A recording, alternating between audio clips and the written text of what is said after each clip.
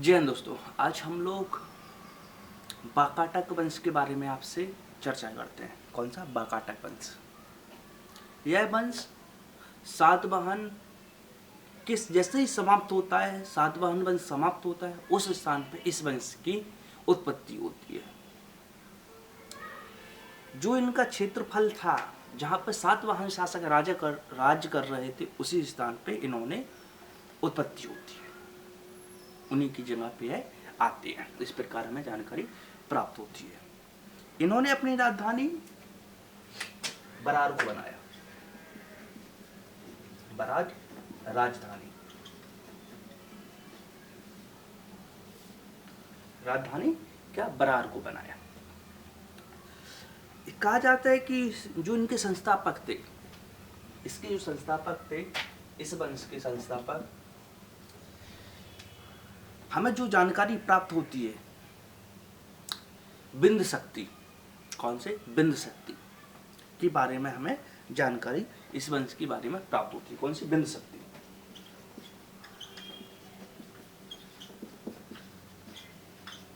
बिंद शक्ति यह इसके संस्थापक माने जाते हैं। कहा जाता है कि यह वंश 255 ईसा पूर्व रहा है। इस वंश की हमें जानकारी इस प्रकार प्राप्त हुई तथा यह वंश शैव उपासक रहा है। कौन सा? यह वंश शैव उपासक के बारे में हमें इस जानकारी प्राप्त होती है। शैव उपासक में भी ब्राह्मण धर्म से था। शिव भगवान की यह लोग पूजा करते थे। इसके बाद हम दूसरे शासक देखें तो प्रवरसेन। प्रथम शासक ये प्रवरसेन।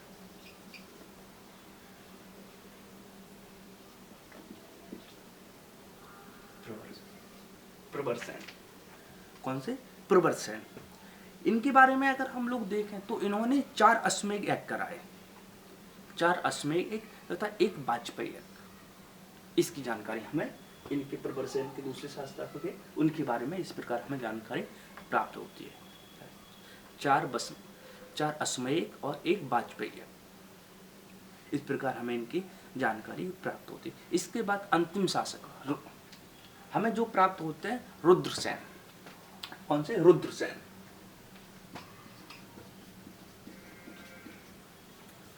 जो रुद्रसेन है, सबसे इंपॉर्टेंट इस वंश के, वाकाटक वंश के सबसे प्रमुख शासक अगर हम देखें तो हमें रुद्रसेन के बारे में प्राप्त होती है। कहा जाता है कि चंद्रगुप्त द्वितीय की जो बेटी थी देवी, उससे यह विवाह करते हैं, गुप्त वंश की। तो यह हम एक अंदाजा लगा सकते हैं कि यह वाकाटक वंश और गुप्त वंश एक दूसरे समकालीन ही थे। इस प्रकार हमें देखने को मिलता है। और पहले पढ़ने को मिलता है कि वाकाटक जो रुद्रसेन है वो आक्रमण करते हैं और इनकी वीरता को देख के चंद्रगुप्त द्वितीय इनसे अति प्रभावित हो जाते हैं और अपनी बेटी देवी का विवाह इनसे कर देते हैं और मैत्री संबंध स्थापित करते हैं। इस प्रकार हमें इस वंश की जानकारी इस रूप में प्राप्त होती है। तथा हमें प्रयाग प्रस्तुति लेख से, जो समुद्रगुप्त का है प्रयाग प्रस्तुति लेख अभिलेख, उससे भी इस वंश की हमें जानकारी स्पष्ट रूप से प्राप्त हो जाती है। तथा इसके अंतिम शासक हमें पृथ्वीसेन देखने को मिलते हैं।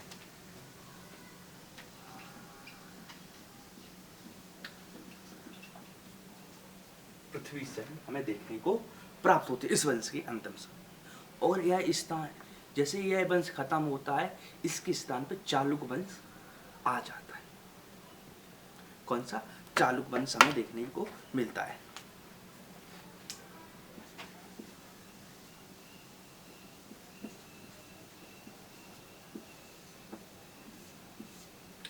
जो चालुक वंश था, कहा जाता है कि यह 550 से 757 तक 57 तक रहा। 550 से 757 तक यह रहा।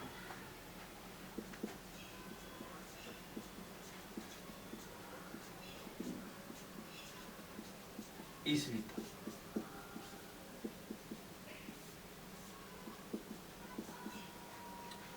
ईस्वी तक रह रहा तथा यह 3 रूपों में यह विभाजित था। तो हम देखें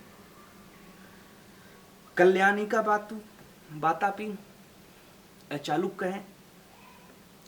कल्याणी के बाद देखने को मिलता है बादामी या वातापी, इसके बाद बेगी का। यह 3 शाखाओं में विभाजित था। और इनका जो भी निर्माण है या इनका जो भी देखें तो सतपुड़ा पर्वत के नीचे ही हमें राजपाट इनका देखने को प्राप्त होता है दक्षिण भारत में।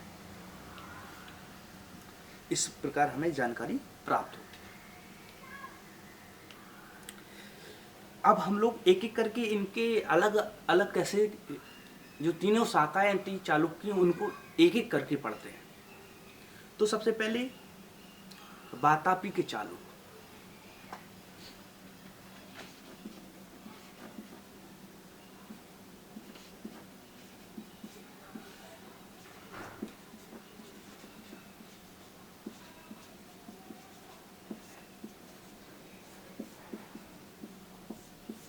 कौन से?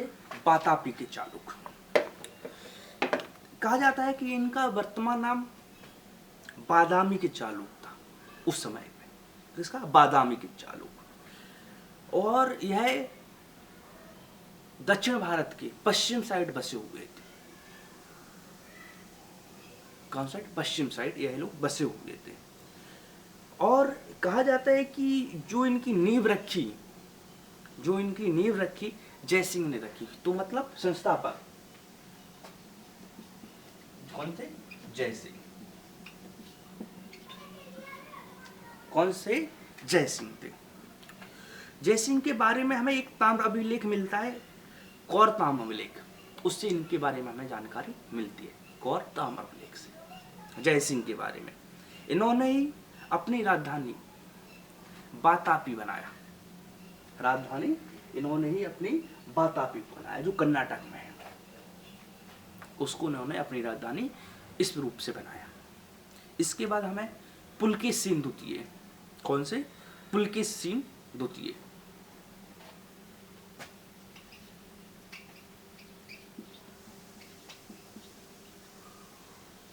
या पुलकेशिन सेकेंड, पुलकेशिन को बने। इनकी जानकारी हमें एलोर अभिलेख से मिलती है। कौन से? एलोर अभिलेख से इनकी जानकारी हमें प्राप्त होती है। कहा जाता है कि इन्होंने जब एक बार कन्नौज के शासक हर्षवर्धन दक्षिण भारत अभियान पे निकले तो इन्होंने ही हर्षवर्धन को हराया था। किसको? हर्षवर्धन को हराया था। इसकी जानकारी हमें एलोर अभिलेख से प्राप्त होती है। और एक और देखें तो दक्षिण भारत में जब पल्लव शासन कर रहे थे, एक साइड पल्लव शासन कर रहे थे, तो पल्लव के महेंद्र वर्मन को इन्होंने ही पराजित किया। और इन जो पल्लवों की राजधानी थी कांची, उसको इन्होंने जीता और कांची कोड़ की उपाधि धारण की। इनको हराया?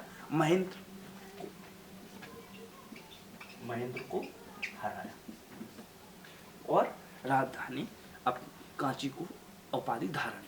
कांची राजधानी थी पल्लव, उसको हराया और उपाधि धारण की। इसके बाद पल्लवों में एक और शासक हुआ नरसिंह। कौन? नरसिंह।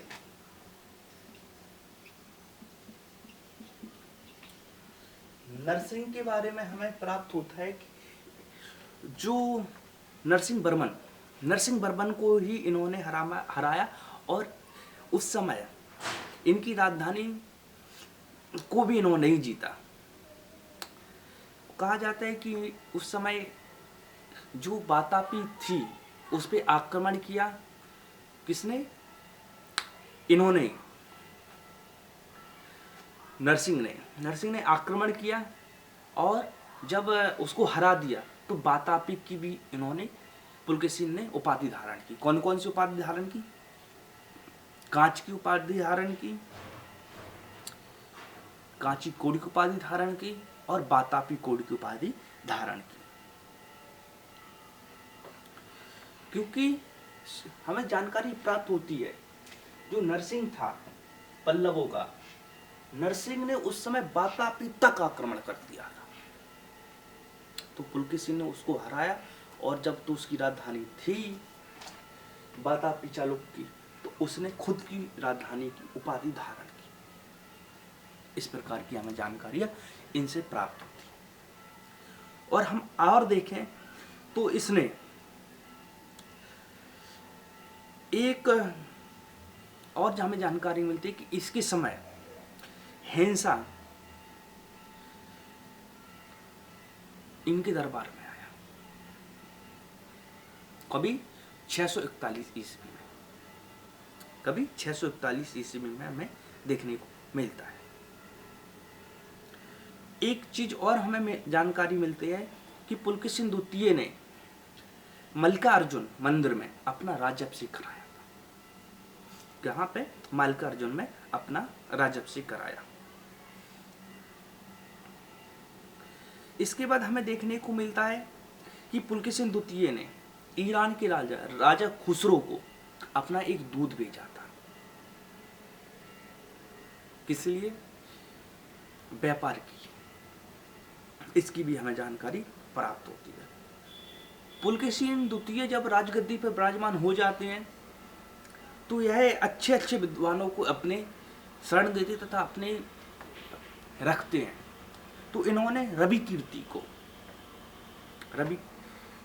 को अपने दरबार में रखा था।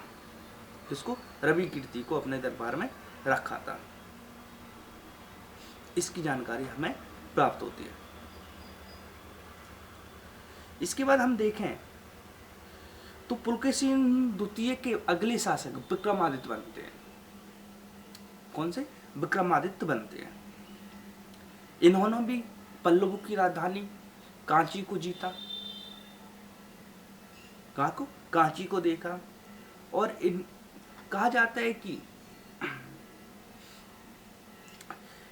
जो कांची की जीता इन्होंने, और उस समय पल्लवों को अंतिम शासक परमेश्वर वर्मन था। कौन सा? परमेश्वर वर्मन था। उसको इन्होंने पराजित किया। लेकिन पहले युद्ध में उनको पराजित कर देते हैं। किसको? परमेश्वर को। लेकिन दूसरे युद्ध में परमेश्वर उल्टा पड़ जाता है और इनको पराजित कर देता है। इस प्रकार की हमें जानकारी प्राप्त होती है।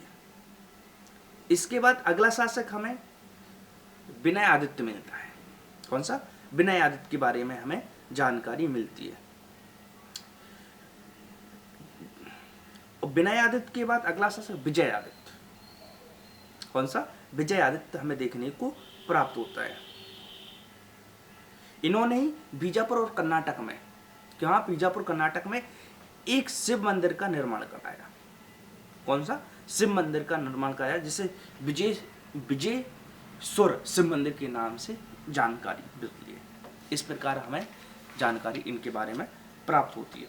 विजय आदित्य के बारे में हमें एक चीज और मिलती है, इनने कांची पे तो अधिकार करा ही, और राज सिंह मंदिर का भी निर्माण कराया। जिसका? राज सिंह स्वरूप मंदिर का इन्होंने निर्माण कराया। उसी मंदिर की दीवारों पे अपने बारे में इन्होंने लेख लिखवाए। इस प्रकार की हमें इनके बारे में जानकारी प्राप्त होती है। इसके बाद अगर हम और देखें तो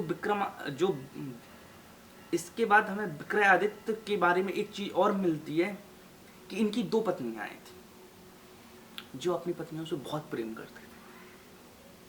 इनकी पहली पत्नी लोक महादेवी। कौन सी? लोक महादेवी।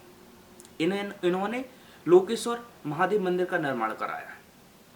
कौन से? लोकेश्वर महादेव का मंदिर निर्माण कराया। इसके बाद हमें दूसरे पत्नी त्रिलोकेश्वर, दूसरी पत्नी थी जो त्रिलोकी महादेवी थी, त्रिलोकेश्वर महादेव मंदिर का निर्माण कराया। इस प्रकार इन 2 पत्नियां थी विक्रमादित्य की। कहीं विक्रमादित्य, कहीं विजयादित्य। इस प्रकार हमें जानकारी, लेकिन सबसे अंतिम शासक कीर्तिवर्मन द्वितीय हमें देखने को प्राप्त होते हैं। कौन से?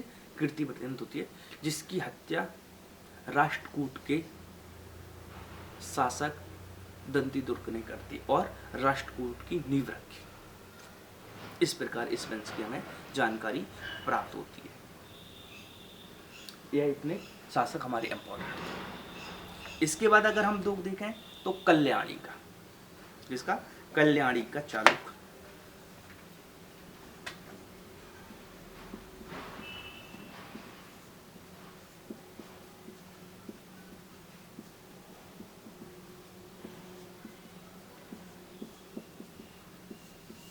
कल्याणी का चालुक्य, कल्याणी के चालुक्य के बारे में अगर हम पढ़ना चलें तो इनके बारे में हमें देखने को मिलता है यह चालुक्यों की ही एक शाखा थी, लेकिन जब राष्ट्रकूटों ने हम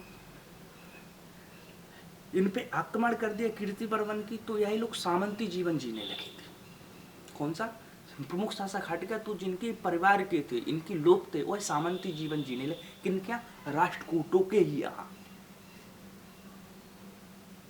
जब हमें देखने को मिलता है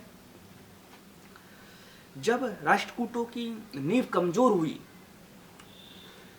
तो देखने को मिलता है कि तैलव ने राष्ट्रकूट के अंतिम शासक कर्क द्वितीय की हत्या कर दी। तैलव द्वितीय और कल्याणी की चालुक्य की नींव रखते हैं। इन्होंने ही अपनी राजधानी मानखेड़ को बनाया, वातापी से हटा के, इसीलिए इसे कल्याणी का चालुक्य कहा गया। तो संस्थापक कौन हुए? तैलव।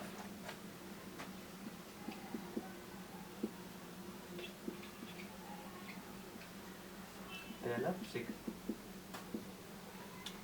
इस प्रकार हमें इनकी जानकारी प्राप्त होती है। कहाँ राजधानी बनाया? मानखेड़ को। इन्होंने ही कर्कद्वितीय की हत्या की। ठीक है, इसके बाद और देखते हैं। इसके बाद अगला शासक सोमेश्वर बनता है। कौन सा? सोमेश्वर।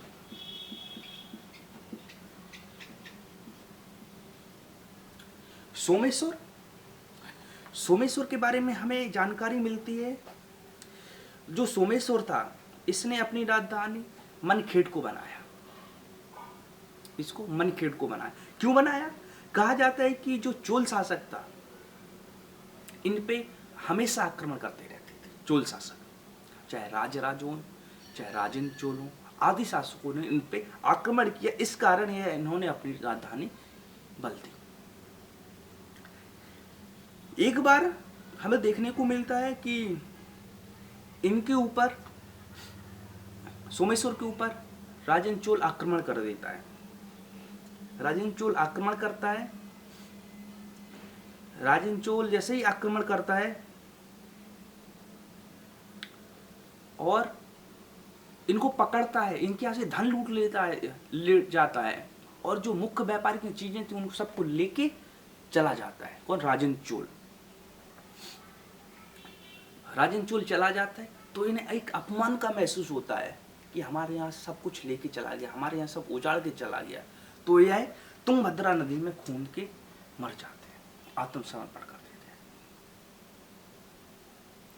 जब यह मर जाते हैं तो इसके बाद हमें देखने को मिलता है विक्रमादित्य 6। कौन से? विक्रमादित्य 6।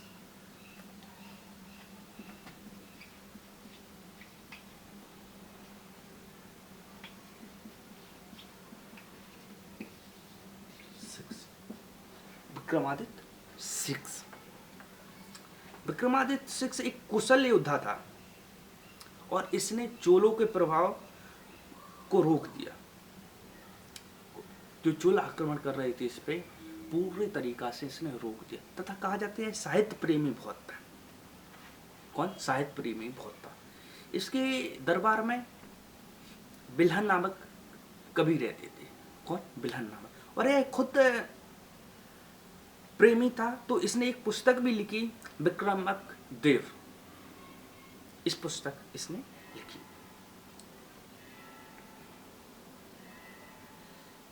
इनके दरबार में हमें देखने को मिलता है कि एक मितारक्ष ज्ञानेश्वर, जो विज्ञान के बहुत ही जाने माने तथा राजनीति के विद्वान थे। उन्होंने एक पुस्तक लिखी मितारक्षरा पुस्तक लिखी।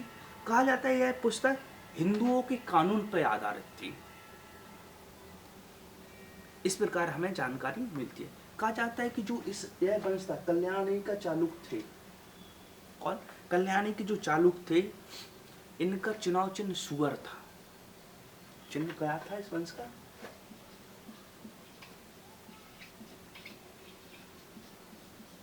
चिन्ह क्या था? सुअर था। इस प्रकार हमें जानकारी मिलती है। और अंतिम हमें सोमेश्वर फोर्थ शासक हुए, वो इतने इम्पोर्टेंट नहीं थे, और इस प्रकार हमें जानकारी मिलती है। जो मानखेड़ था, जो सोमेश्वर ने राजधानी चेंज की थी, मानखेड़, उसको ही हम लोग कल्याणी कहते हैं, मानखेड़ को ही। इस प्रकार हमें जानकारी प्राप्त होती है। अब लास्ट में बेगी के ताल्लुक। कौन सा? बेगी।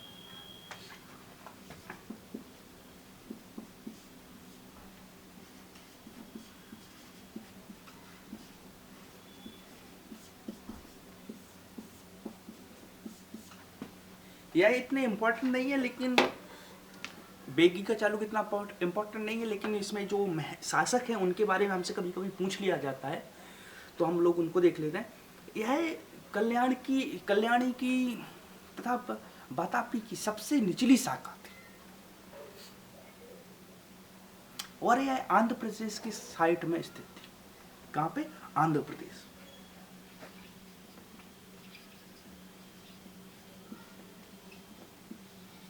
आंध्र प्रदेश की साइड यह लोग स्थित थे, जिन्हें बेगी का चालुक कहा जाता है।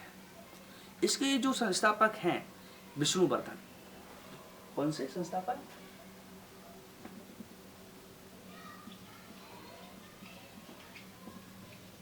विष्णुवर्धन। कौन? विष्णुवर्धन इनके थे, तथा इन्होंने अपनी राजधानी आंध्र प्रदेश की बेगी को बनाया। राजधानी बेगी को बनाया। और देखें तो सबसे प्रतापी शासक हमें विजयादित्य फर्स्ट मिलते हैं। कौन से? विजयादित्य।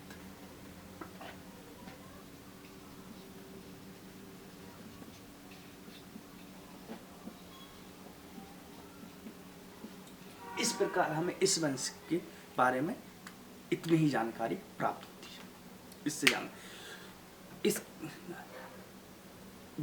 जिस शासक रहे, इनमें सबसे ज्यादा अगर हम लोग देखें तो हर्षवर्धन और पुलकेशिन के आक्रमण से हमसे ज्यादा क्वेश्चन किए जाते हैं, जो एरो और अब्लिक से हमें जानकारी स्पष्ट रूप से प्राप्त होती है। कहा जाता है कि जब पुलकेशिन द्वितीय ने जब हर्षवर्धन को हराया, तो युग परिवर्तन कहा जाता है, एक युग का परिवर्तन हो गया।